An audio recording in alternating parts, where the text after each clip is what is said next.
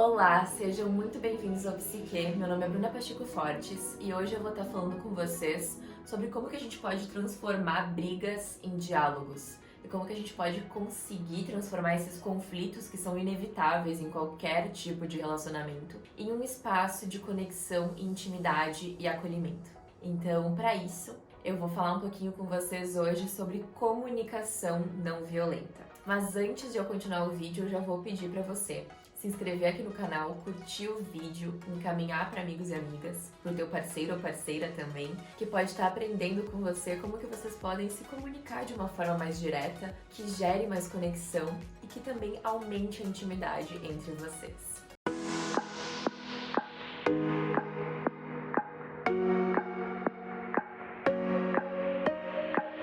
Comunicação não violenta foi criada na década de 60 pelo Marshall Rosenberg.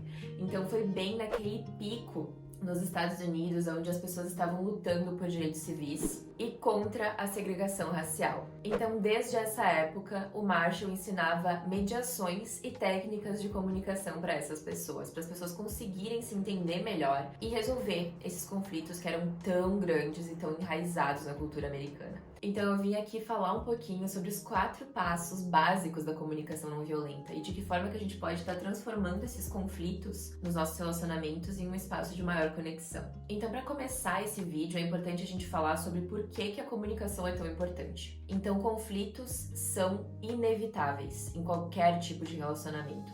Mas a comunicação, a forma como a gente se comunica é que vai fazer toda a diferença. Se aquele conflito vai destruir ou se vai fortalecer um relacionamento. Quando a gente consegue expressar as nossas necessidades e sentimentos de uma forma que a outra pessoa consiga entender a gente consegue parar de ter as mesmas brigas de novo e de novo e de novo em um relacionamento, que é o que muitas pessoas vivem. A gente vive um ciclo de brigas normalmente, porque a gente não consegue comunicar as nossas necessidades, os nossos sentimentos de uma forma que a outra pessoa consiga entender. E se comunicar pode melhorar e muito a nossa vida sexual também, pessoal, porque a nossa vida sexual faz parte da nossa vida e é um local que está em constante movimento. Então a gente pode mudar os nossos desejos sexuais, as nossas fantasias podem mudar, as nossas vontades podem mudar. Então a gente precisa saber se comunicar claramente para outra pessoa, conseguir atender os nossos desejos e necessidades nessa área também.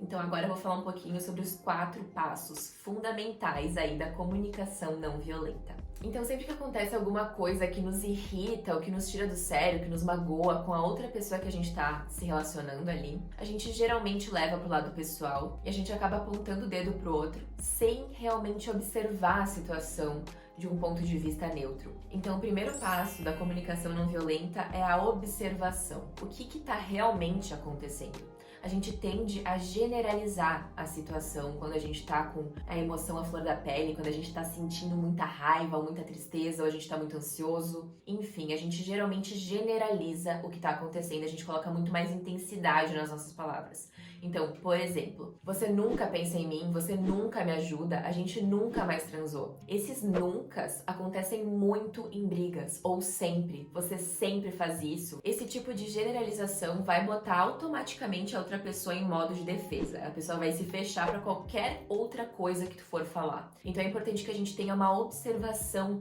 do que realmente está acontecendo. Então, ao invés de eu falar sempre, nunca, as formas como a outra pessoa está me fazendo me sentir, eu posso simplesmente observar a situação de um ponto de vista neutro. Por exemplo, ao invés de eu falar, você nunca mais jantou comigo, eu posso falar, a gente não janta juntos já fazem 2 semanas. Entende a diferença, pessoal? A observação é um fato, o que está acontecendo realmente no momento. Ou uma observação relacionada à vida sexual, por exemplo, a falta, de relações sexuais aí que podem estar te incomodando, que é um caso bem comum.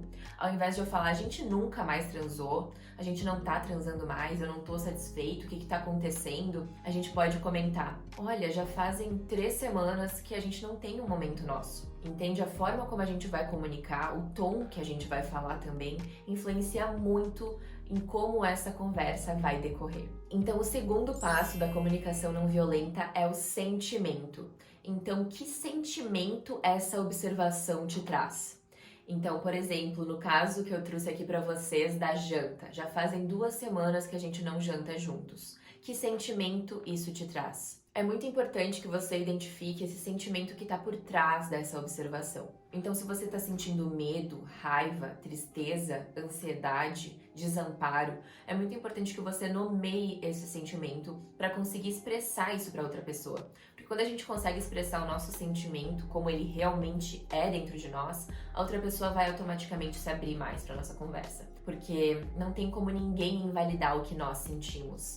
Não tem como a outra pessoa saber o que se passa no nosso mundo interior. Então a gente precisa comunicar isso para outra pessoa também ter acesso a isso e conseguir mudar o comportamento ou essa situação de acordo com o que tu tá trazendo para ela. O terceiro passo da comunicação não violenta é necessidade. Então, qual que é a necessidade que não está sendo atendida que está gerando esse sentimento em ti? Então, a partir do momento que a gente reconhece os sentimentos que estão sendo despertados por essa observação que a gente fez lá no primeiro passo, a gente consegue entender quais necessidades eu tenho que não estão sendo supridas nesse relacionamento. Então, eu tenho uma necessidade enorme de me sentir conectada com você. E eu não tô conseguindo sentir isso nos últimos tempos. Eu sinto uma necessidade de ter um momento maior para nós dois. Eu tenho uma necessidade de explorar coisas novas junto contigo. Eu tenho uma necessidade de conversar mais contigo. Eu tenho uma necessidade de ter mais ajuda em casa. Entende, pessoal, como é diferente a gente se comunicar dessa forma? Quando a gente se comunica dessa forma, a outra pessoa vai te entender em outro nível. Quando a gente consegue identificar as nossas próprias necessidades, a gente consegue comunicar isso pro outro de uma forma muito mais leve e que a outra pessoa também vai entender de uma forma mais leve. Então, até uma prática legal para você fazer sozinho é identificar que necessidades que tu tem dentro de um relacionamento. Cada pessoa vai ter suas necessidades individuais e é importante que você reconheça quais que são as suas necessidades até para você conseguir comunicar isso para outra pessoa. E o quarto e final passo da comunicação não violenta é o pedido. Então, depois que a gente já observou o que está acontecendo, que a gente identificou que sentimentos que essa observação te traz e que a gente conseguiu também ver quais necessidades que não estão sendo atendidas nessa situação, a gente consegue fazer um pedido, realmente fazendo uma solicitação específica e assertiva para outra pessoa. Então, por exemplo, nesse exemplo que eu trouxe antes da janta, né, que esse casal já não janta juntos há 2 semanas, eu posso fazer o pedido. Você acha que a gente poderia combinar uma janta por semana, nós dois juntos? Isso é um pedido assertivo, claro que a outra pessoa vai conseguir entender e que ela vai conseguir me dizer sim ou não. Ela vai me trazer também o ponto de vista dela. Não é só porque eu comuniquei as minhas necessidades, meus sentimentos e tudo que tá acontecendo de uma forma clara que a pessoa vai automaticamente concordar com tudo que eu trouxer. Ela pode também ter os próprios sentimentos, as próprias necessidades e a própria observação dos fatos que estão acontecendo. Mas é importante que a gente continue se comunicando dessa forma para que a gente consiga resolver esse conflito. Então, às vezes, um pedido vai ser: como que tu acha que a gente pode resolver essa situação juntos?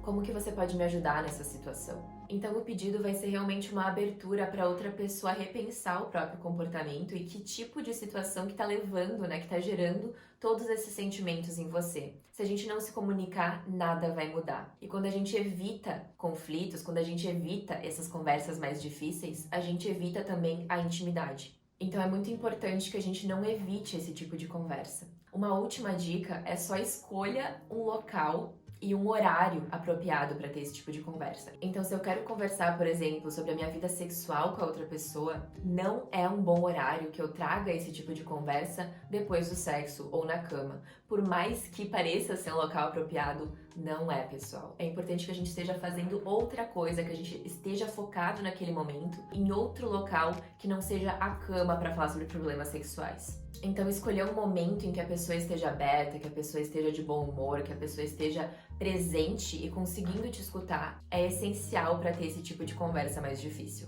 E a última dica que eu tenho aqui para vocês antes de finalizar esse vídeo é não se esqueça de reconhecer e agradecer as coisas que estão indo bem no seu relacionamento também. Então, reconheça quando a outra pessoa faz algo que você gostou. Reconheça quando a outra pessoa mudou algum comportamento e que você acha que aquilo te fez bem. Sabe, quando a gente agradece, quando a gente elogia a outra pessoa, as chances são que aquele comportamento vai se repetir com mais frequência quando a gente reconhece ele. Então, reconheça também as qualidades do seu parceiro e parceira. E não tenha medo de ter conversas difíceis, pessoal. Porque expor os nossos sentimentos, expor as nossas vulnerabilidades, as nossas necessidades, só vão gerar mais intimidade com a outra pessoa e só vão também nos afastar de relacionamentos que não estão nos fazendo bem e que não vão conseguir atender às nossas necessidades. Espero muito que esse vídeo tenha ajudado vocês, que tenha ficado mais claro como que funciona a estrutura de uma comunicação não violenta, como que a gente pode trazer essas conversas de uma forma mais leve.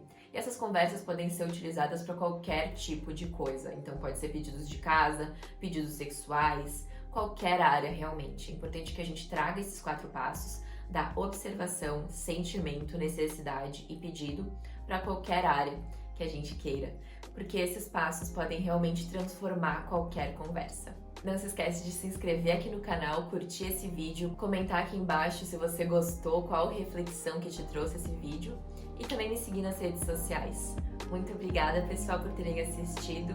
Até semana que vem!